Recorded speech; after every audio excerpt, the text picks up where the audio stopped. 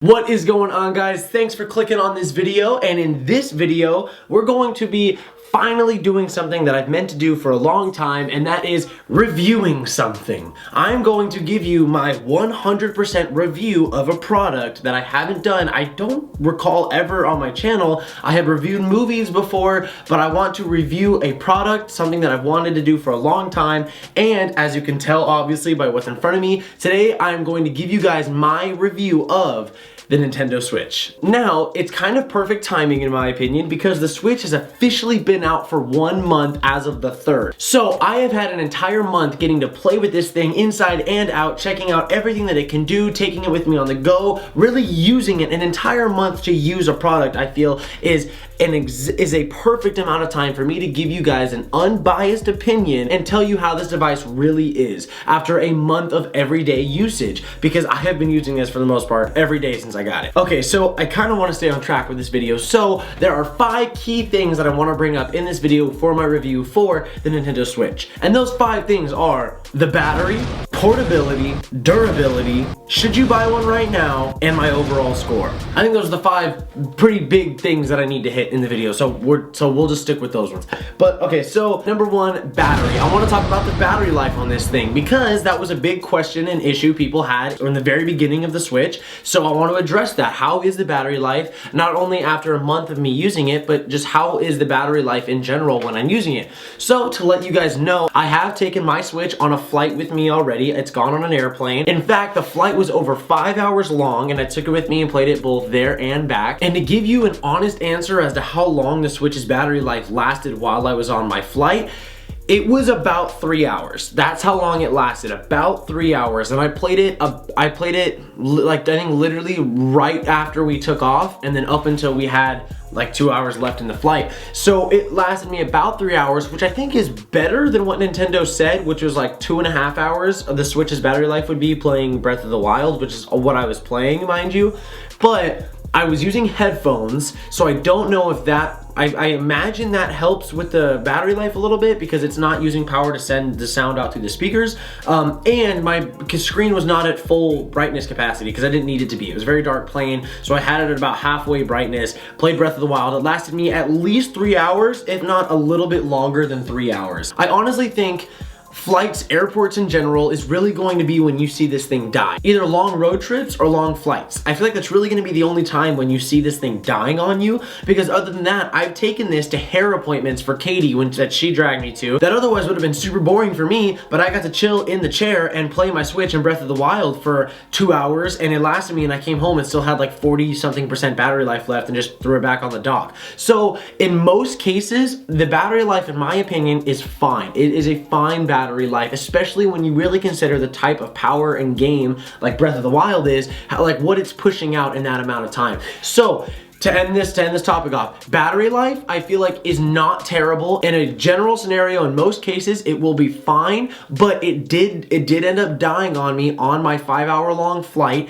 and which did suck. I wish it didn't. I wish I could have played it the whole flight. So I wish the battery life could be better, and who knows, maybe in future iterations of the Switch we will see a better battery life. But I don't think that the battery life is that big of an issue that it should stop you from getting one, because I think it's pretty solid. Alright, now the second thing I want to touch on for my Switch review is the portability of it, and that's why I kind of brought up some of the accessories here. Now, I think the biggest selling point of the Switch is that it is a portable home gaming console. And I know that's like a really weird sentence together because those words don't really go together, but it's true. It's because you have it right here in its home console form. I mean, really like this, but obviously you take the Joy-Cons out. This will never get old, by the way. Slap the Joy-Cons on.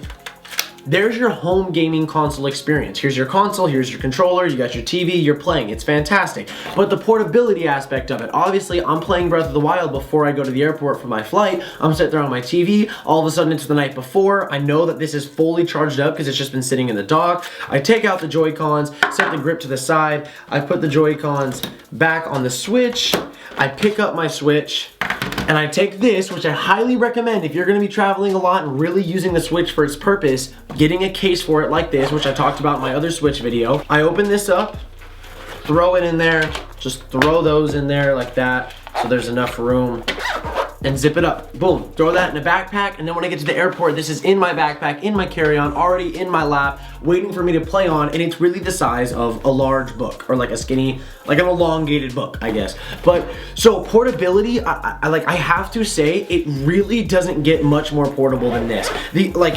To me, it's on par with the 3DS. Like, granted, the 3DS is something you can literally just close in half and slide in your pocket, but the Switch, if you really had to, I could throw this in a back pocket of mine.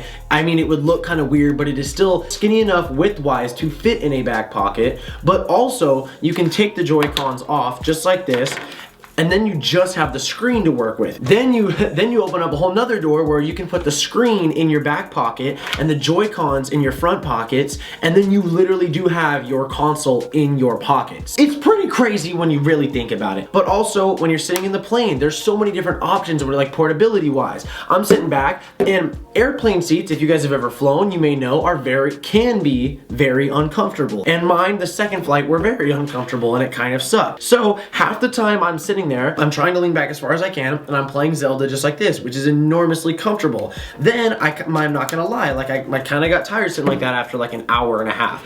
So I set the screen down just like this, and then I lean back a little bit farther, and I play just like this with the Joy-Cons in each hand, and that is honestly very comfortable as well, and it feels very natural, and I like it a lot.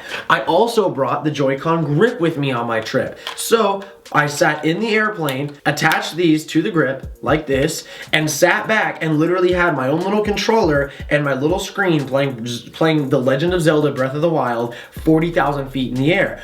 I don't know why, but there's just something insanely cool about that. You may not think so, but I felt really cool being able to play Breath of the Wild like on a little console setup during my flight. I don't know, I just thought it was really rad. Okay, so portability, the reason why I brought it up is because it was such a big selling point for the Switch. I wanted you guys to know that it really is simple to travel with this thing and to bring it around and to bring it to places with you. It's not intrusive, it's not too big, it's not really too small either. It's the perfect size. Portability, this thing is like a 10 out of 10, could not get any better. Okay, now the third thing I want to talk about is durability. Now, durability is a huge thing for any product that you spend a lot of money on, let alone something that is going to be switched in and out of a plastic dock, taken places with you, thrown in a backpack, going on flights, going on bus rides, going in cars. Like, this thing is meant to travel with you everywhere. How does it hold up? What is the build quality like?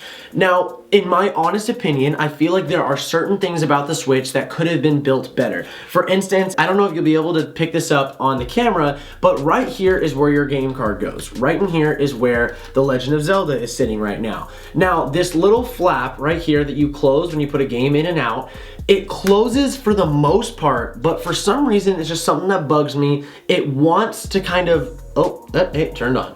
It wants to kind of, I don't know, come out a little bit. Like, the plastic doesn't sit flush with the rest of the device. There's a bump right there that I can push down. You might be able to hear it. You get that? I don't know. It's probably just my OCD. I don't know if any of you can see it, but like, it just bugs me. Like, when I'm sitting there and I'm close to the Switch and I'm looking at this like plastic part that it looks like a big wide button, and I just want the game plastic thing to go down, and I don't know why it doesn't go down. I may have to tweak it a little bit, maybe bend the plastic a little bit so it wants to stay down, because I'm not going to be switching out games that often. Next thing is the kickstand. Some people have had problems talking about online, the fucking game cartridge, about how the kickstand feels very weak or how it falls over easily. And to be honest with you, I have had no problems with it. I have had no problems with the kickstand on this. It has been perfectly fine for me. I think it is, I mean, like, people have complained that it's snapped off, that it's like been very weak. I don't know what y'all are doing, but like, maybe calm down. Don't be so aggressive with the kickstand. For mine, like for me, it just clips right back into place. I haven't had any flushness issues, and I just click it back out like that. And I have used it quite a bit, so that's okay. Now, the next durability issue that I want to talk about is scratching. Now, if you guys have kept up with Switch reviews or Switch critiques at all, scratches on the Switch have probably been the biggest critique that it has gotten, because apparently people have been reporting some pretty bad scratching when they're putting the Switch into the dock. Some bad scratching on the sides, scratching in a bag or something like that. Now, the screen has reported to be plastic. It will scratch very easily.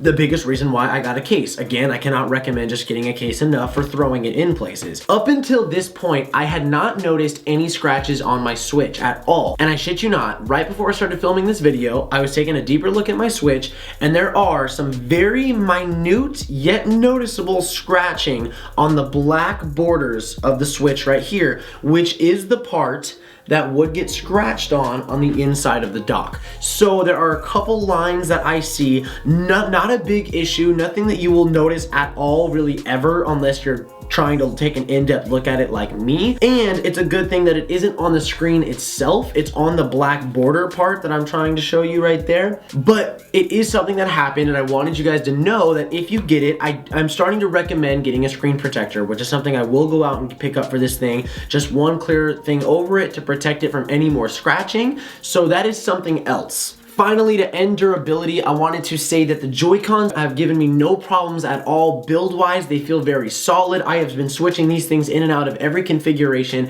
They've lasted me a long time. I feel like I could drop these from a 20-story building and they would most likely be okay. The dock is really well built. Everything looks clean. Just the actual Switch console itself, there are some very minor things that could have been built a little bit better, but overall, I do believe that this is a very durable console and could last you years to come. Alright, so the fourth thing that I want to talk about is probably the biggest thing on this list, and that is, should you buy one right now? Can I give you my seal of approval to go out and get a Switch right now? And ultimately, no, I can't. And that kind of hurts my soul to tell you, because I love this system a lot. This system has given me more joy in the past month than my Xbox One or PS4 has in like a year. I have played this thing non-stop, and I know why, and that's because of The Legend of Zelda Breath of the Wild. And it's the combination of what the Switch can do with that game that's made it such an immersive, amazing experience for me. Now, the only game that is out right now that I personally could recommend to you is Breath of the Wild. There were people out there saying that you're paying $360 just to play Breath of the Wild, which in my opinion, yeah, that's true, because I didn't have a Nintendo system that could play Breath of the Wild. I didn't get a Wii U. Who got a Wii U? I wanted this system regardless because I know what's to come. If you're really indecisive, maybe wait a little bit. Mario Kart 8 is coming out the later end of this month, and I cannot wait for that game. Super Mario Odyssey, we're going to get a Super Smash Brothers, a Mario Party at one point, hopefully a ton of third-party games. We're getting the Elder Scrolls Skyrim for it, which I will get for the Switch too. Like, there was a lot of games coming out that I'm so excited for that I can say, if you have the money and you want to play Breath of the Wild, don't get it for the Wii U. Do not invest any more money in an old system now into like past technology. The future is with the Switch. So if you want to play Breath of the Wild, I'm telling you right now, in my opinion, I think it's best played on the Switch, being able to take it and play the game on a flight, on the bus, in an Uber, in your car, like in the living room. Like it's a lot of fun. I don't think you have to run out and get one right now, but if you're interested in the console itself and all the features that it can do, and if you're interested in Breath of the Wild, which I think is one of the greatest video games of all time, then yeah, go out and get it. I don't think it's a bad price. The console's $300. When the Xbox One first came out, it was $500. The PS3 was like $600-700. So if you can, I would do it. But if you were like, if it's something kind of out of your reach, and if you're really trying to figure out if you should buckle down and do it, maybe wait a little bit till there's a bundle or more games out, more options, more things. Right now, it's still very early in its life cycle, just a month. So yeah, I think I got my point across. I think that makes sense.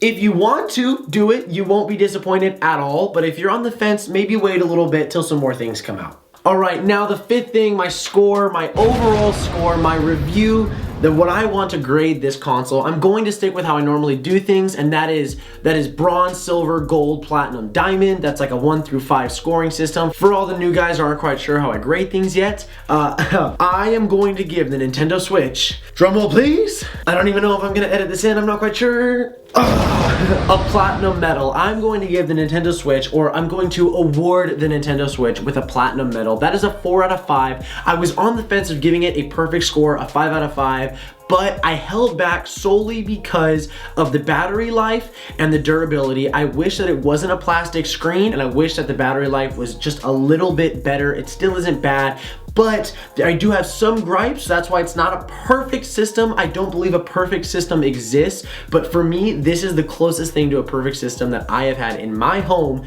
for a long time. So that's gonna be it, guys. I hope this wasn't too long. I hope I kind of stayed on track and you guys understand where I was going with it. But yeah, so if you like this video, please leave a thumbs up down below so I know that you did. And other than that, feel free to go check out my other videos, see if you like my other stuff. And if you do, subscribe if you're not already to see my new stuff, my old stuff. Just be around, join the trip. I don't know, plug. But that will be all for today, guys. So as always, I will see you very soon. Yoga.